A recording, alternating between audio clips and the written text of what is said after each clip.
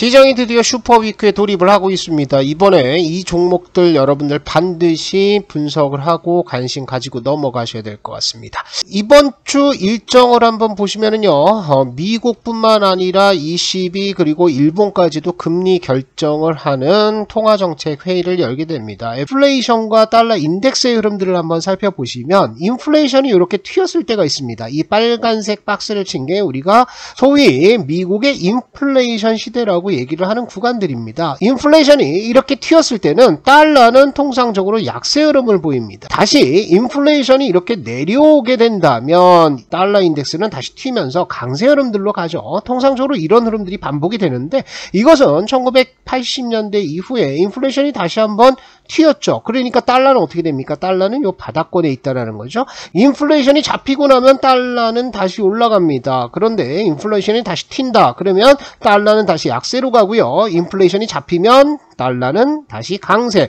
그리고 인플레이션이 이렇게 튀었는데 지금은 달러 인덱스가 같이 튀었다라는 거죠. 이것은 전 세계적으로 가파른 금리 인상에 따라서 안전자산인 달러로 지금 자금들이 모여가는 것인데 과거의 흐름들을 살펴보면 이 달러는 결국 어떻게 약세로 갈 가능성들이 많다라는 거예요. 그런 이유 중에 하나는 여러분들 인플레이션이 이렇게 튀게 되면은 미국에서는 뭘 하게 됩니까? 물가를 잡기 위해서 여러 가지 정책들을 내놓게 되는데 달러 인덱스의 흐름들은 인플레이션이 잡히면서 점차 약세로 갈 가능성들 많아 보인다. 이렇게 정리를 하시면 되겠죠.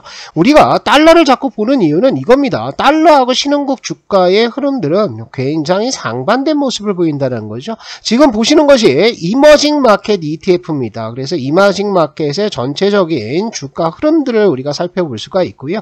이것을 달러와 함께 비교를 한번 해보도록 할게요. 자, 이머징 마켓이 아웃퍼폼, 그러니까 신흥국보다 더 크게 상승하는 경우는 언제입니까? 달러가 결국에는 이렇게 약세로 가는 구간에서는 신흥국이 훨씬 더 강한 모습을 보여준다고요. 달러가 올라가면 어떻게 됩니까? 강세로 가면 신흥국은 박살나는 겁니다. 그죠? 그리고 달러가 약세로 가면 신흥국은 아웃퍼폼, 굉장히 큰 폭으로 상승을 하고 있는데 달러가 이렇게 이제 내려오게 된다라고 한다면 지금 정체 구간에 있는 이 신흥국의 주가 흐름들은 굉장히 강한 상승 흐름들을 보여줄 수가 있다. 그래서 우리가 지금 계속 달러를 쳐다보고 있는 거죠. 미국 연준이 25bp 인상으로 마무리가 된다라고 했을 때는 달러의 강세 압력은 훨씬 더 낮아지게 되겠죠. 그리고 여기에 신흥국의 경제 성장률이 더 강하게 치고 올라온다라고 했을 때는 역시나 이것도 달러의 약세 요인이 될 겁니다. 그래서 우리는 단기적인 흐름들보다는 달러의 추세적인 하락을 기다리면서 가만히 주도업 정도를 가지고 있으면 된다는 거죠. 자, 다음 주부터는 포스코 퓨처엠부터 시작해서 줄줄이 대형 업체들, 대형 종목들의 실적 발표가 이어질 겁니다. 그런데 포스코 퓨처엠의 실적 컨센서스를 보면 이것은 시장 예상치를 하회할 것이라는 전망들이 좀 나오고 있죠. 제가 어떤 얘기를 드렸냐면, 자, 주가가 언제부터 테슬라 실적 발표하고 나서 그리고 양극재 업체들의 실적이 발표되는 시점에서는 조금 조심하자라는 말씀들을 드렸습니다. 왜냐하면 이런 흐름들이라는 거죠. 테슬라의 이익률 급감 이슈가 나오면서 어제 테슬라가 9% 이상의 급락이 나왔어요. 그래서 이 이슈는 매출은 증가했지만 영업이익률이 계속해서 떨어질 수밖에 없다. 그래서 영업이익률이 9%대까지 내려왔습니다. 이게 이슈가 되면서 테슬라가 9% 정도 급락을 했죠. 그래서 우리가 여기서 테슬라의 전략 그리고 앞으로의 2차 전지의 흐름들을 한번 살펴는 보고 가야 될 것 같아요. 테슬라는 앞으로 전기차 쪽에서 돈을 많이 남길 생각이냐? 그렇지는 않습니다. 이것은 제가 7월 14일날 유튜브에서도 두 번째 짚어드렸던 내용들인데 테슬라의 영업이익률들은 2022년을 피크로 해서 더 이상 올라가기가 상당히 어렵습니다. 왜냐하면 여러 경쟁 업체들이 전기차 출시를 하고 있는 상황이고 초창기 침투율이 굉장히 높은 상태로 유지가 되는 것이 아니라 이제 침투율들이 점점 떨어진다고요. 그러면 뭘 해야 됩니까? 계속해서 경쟁사와 경쟁하기 위해서 할인 판매를 할 수밖에 없다. 그래서 테슬라의 영업이익은 여기에서 정체를 맞고 더 내려올 겁니다. 테슬라가 망하는 것이냐? 그렇지는 않죠. 테슬라는 새로운 미래 전략을 꿈꾸고 있습니다. 그게 뭐냐면요, 이런 것들이죠.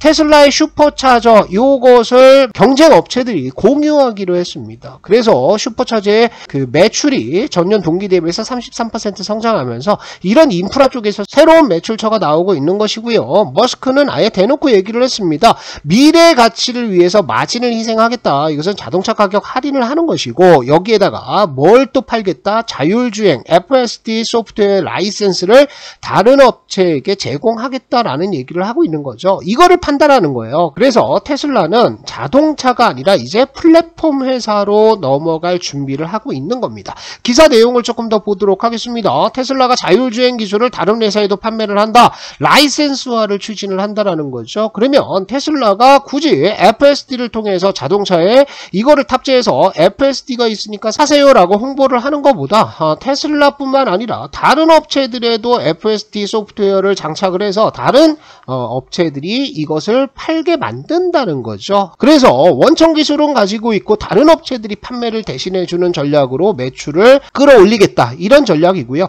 완전 자율주행 FSD 소프트웨어를 비롯한 하드웨어를 다른 완성차 회사들이 라이센스로 제공하는데 개방적인 입장이다 라고 밝혔죠. 그리고 이미 OEM 제조사와 협의 중이다 라고 얘기를 하고 있습니다. FSD 관련해서는 뭐 수혜주들이 있죠. LG 이노텍이라든지 하이비전 시스템 지금 보셔야 됩니다. LG 이노텍과 하이비전 시스템은 이전에도 말씀드렸듯이 아이폰 15의 수혜를 받을 수 있어요. 올해 연말에 매출이 폭발적으로 늘어날 겁니다. 그런데 테슬라의 자율주행 기술이 다른 회사 차량에 통합이 되면 LG 이노텍과 하이비전 시스템 그리고 자화전자의 실적들은 중장기적인 성장을 보일 가능성들이 많다라는 거죠. 그래서 여러분들 지금은 2차 전지와 반도체뿐만 아니라 이런 카메라 관련주들도 관심을 슬슬 가져야 될 때다, 이렇게 생각하시면 돼요. 그러면 우리가 새롭게 공략할 수 있는 종목들이 좀 나왔죠.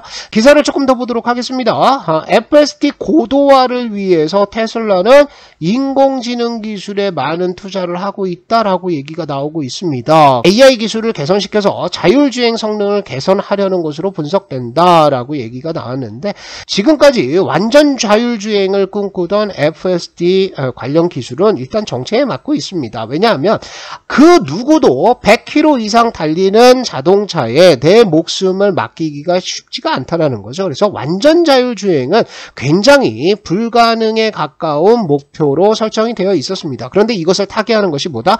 AI 기술이라는 거죠. 그래서 머스크가 최종적으로 도달하려고 하는 것은 이겁니다. 슈퍼컴 도조에 1조 3천억을 투자해서 AI를 통한 자율주행을 먼저 성공을 한 다음에 이것을 기반으로 해서 뭐 스페이스X와 같은 우주까지 AI를 통해서 뭔가 하겠다, 이런 것들이 머스크의 생각 같아요. 그래서 지금은 전기차 관련 매출들에 집중하기보다는 이렇게 머스크가 새로운 플랫폼들을 구상하는 데 있어서 수혜를 받을 수 있는 쪽, 그쪽을 보시는 게 낫다라는 거죠. 그래, 주도 업종들이 몇 개 더 나옵니다. 2차 전지뿐만 아니라 여기에 이제 반도체가 가세를 했고요. 그리고 여기에 카메라, 그리고 AI까지도 여러분들이 계속해서 봐야 될 섹터다, 이렇게 정리를 하시면 되겠죠.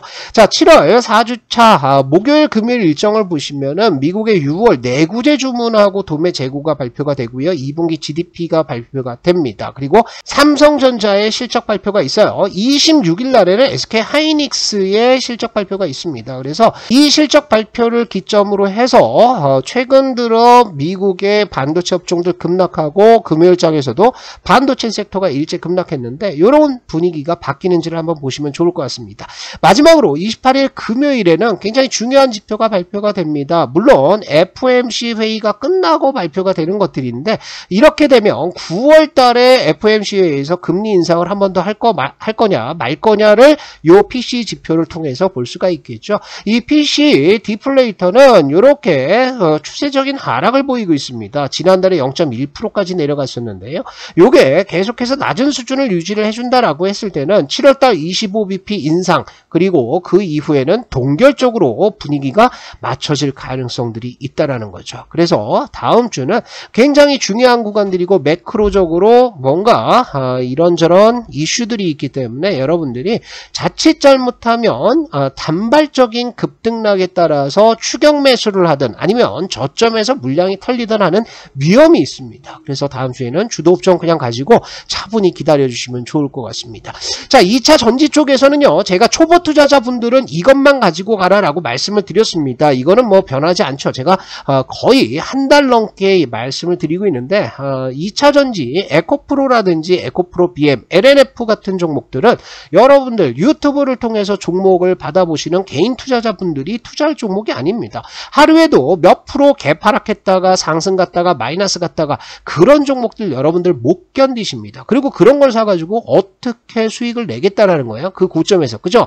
포스코홀딩스는 제가 언제 말씀드렸습니까? 6월달 말에 계속 그냥 2차 전지 투자하고 싶으시면 포스코홀딩스를 가져가셔라. 왜냐하면 철강 쪽이 메인 매출이죠. 그리고 여기에 2차 전지 소재가 달라붙는 흐름들인데 철강 가격들이 회복을 하고 있었고요. 그리고 소재 쪽에서는 성장성이 붙는다라는 거죠. 주가 상승하기 굉장히 좋은 구조였습니다. 그래서 40만 원대부터 시작해서 55만 원대까지 굉장히 많이 올랐습니다. 30% 이상의 급등 랠리가 좀 터지고 있는 상황인데 이거는 계속해서 가시고 가신다라고 생각하시면 돼요.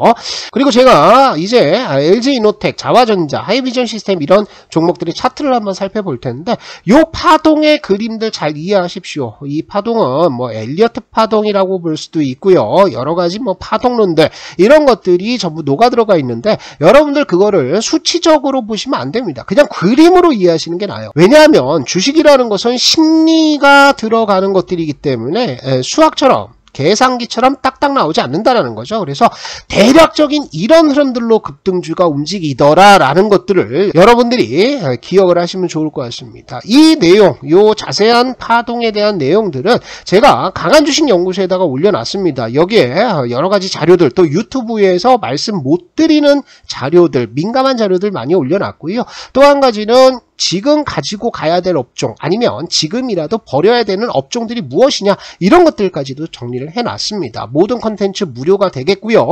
매일같이 단타 종목들 나오고 있는데 종목들 수익률 대단하죠. 그래서 조선내와 뭐 100% 가까운 상승들 나왔고 대원강업도 뭐 매수하자마자 이런 데서 추천이 된다는 거예요. 그래서 65% 이상의 수익들 터졌고요. 제가 파동 추천주로 말씀드린 게 여기입니다. 여기서부터 시작해서 69% 이 정도 먹으면 뭐 배부른 거 아니겠습니까? 그래서 이런 종목들까지 추천이 되니까요. 우리 영상에 설명란에 제가 링크 걸어놨고요. 그리고 첫 번째 댓글에도 링크 걸어놨습니다. 이 링크 통해서 설치를 해주시면 좋을 것 같고요. 자, 이제 차트 흐름들 하나씩 살펴보도록 하겠습니다. 자, 먼저 LG이노텍입니다. LG이노텍은 좀 아쉬운 모습을 보여주고 있죠. 30만원대 위에까지 올라가서 이렇게 버티고 있다가 지금 무너지는 모습을 보이는데 지금 사야죠. 자, 1차 하락 나왔고요. 2차 하락 나오면서 쌍바닥을 잡을 수 있는 구간들에 들어가고 있는 상태입니다. LG이노텍이 뭐 실기한 것들은 많아요. 괜히 기판공장 증설, 대규모 증설 나오면서 실적이 훼손이 됐죠. 감가도 되고 뭐 그러니까요. 그런데 이제는 LG이노텍의 주봉 흐름들 한번 보시면 이런 대세 하락 추세를 돌파하고 나서 안착하는 구간들이라고요. 그래서 이 안착이 끝난다. 그리고 다시 돌아선다라고 했을 때는 앞으로 상승 흐름들 상당히 뭐 볼 수도 있습니다. 파동상으로 보면 여기가 1번이 계속 터지는 거죠. 전저점대 계속 깨고 내려가다가 여기에서 2번 나왔고요. 3번 나왔고 4번 갔다가 그죠? 5번 내려와서 안착하는데 안착을 못했어요. 근데 올라오게 되면 5번 진행되는 겁니다. 그래서 주봉상에 이렇게 파동들이 만들어진다는 것은 누가 주포가 들어와 있다라는 거죠. 그래서 LG이노텍은 좀 긴 호흡으로 갖고 가신다라고 생각하시고요. 하이비전 시스템, LG이노텍과 똑같이 움직이는 쌍으로 움직이는 종목이라고 보시면 되겠죠. 수주잔고 계속해서 늘어나고 있고요. 수출 데이터 괜찮습니다. 자, 파동상으로 보면 요거 이렇게 거래량 터지면서 4번 터졌죠. 오늘 일제히 하락하면서 내려오는데 빨간색 선이 11선입니다. 이 11선 올라가는 구간에서 여러분들 여기서 매수하시면 된다는 거예요. 손절은 명확하게 정해져 있습니다. 전저점대 19,500원을 추세적으로 이탈해서 회복하지 못한다. 그러면 손절이죠. 그런데 그렇지 않다면 요거 갖고 가 보는 겁니다. 재밌을 거예요. 하이비전 시스템의 차트 흐름들도 요렇게 하방에서 돌렸고요. 요거 4번 나왔고 5번 나왔고 6번 나왔고 7번 나와서 8번 나왔다가 9번 구간이라고요. 그러면 10번은 어디예요? 전고점대 뚫는다는 거죠. 그죠? 그래서 하이비전 시스템도 우리가 중기적으로 갖고 가볼 만한 종목이다. 이렇게 보시고요. 자화전자는 추세가 추세가 이탈을 해버렸습니다. 그죠? 이렇게 이탈하고 나서 갔다가 돌파 못하고 지금 내려오거든요. 그러면 여기에서도 추세를 찾을 수 있느냐? 요런 추세들을 보시면 돼요. 자, 하방 추세 이렇게 만들어졌고요. 여기에서도 이렇게 만들어지죠. 그러면 지금 하락 추세대에서도 지지가 나옵니까? 지지선 나온다는 거죠. 그래서 지금 한번 들어가 보시고 이 추세선 이탈하면 손절이잖아요. 아주 명확하게 우리가 전략을 잡고 들어갈 수가 있다라고 생각하시고 자화전자까지 관심을 가지고 보시면 좋을 것 같습니다. 자, 강한주식연구소에 훨씬 더 중요한 자료들 많이 올려놨습니다. 그래서 강한주식연구소는 주식 투자하실 때 꼭 사용하셔야 된다. 이렇게 정리를 좀 드리도록 하겠습니다.